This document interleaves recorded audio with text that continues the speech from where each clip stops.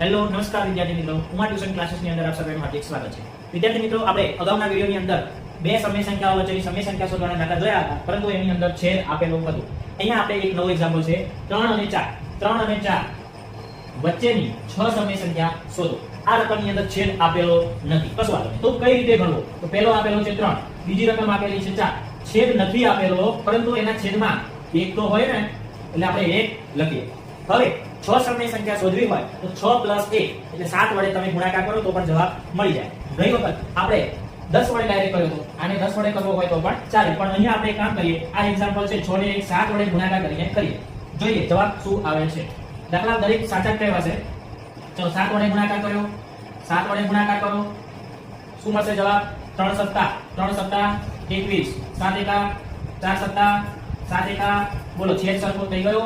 હા, 21 ને 28 વચ્ચે 6 સંખ્યાઓ હોય ગણો. 21 પછી 22, 23, 24, 25, 26, 27 અને 6 સંખ્યાઓ મળી જાય. એટલે આપણે અહીંયા સીધું લખી શકાય કે 3 અને 4 વચ્ચે ની 6 સમય સંખ્યા કઈ મળશે? 21 પછી 22/7, 23/7, 24/7, 25/7, 26/7, 27/7 અને 23/7 થઈ ગઈ 6. તો આ જ રીતે તમારે બીજો એક પ્રેક્ટિસ માટે ગણી શકો છો. 5 અને 6 વચ્ચેની 5 સમય સંખ્યા લખો. ઓકે.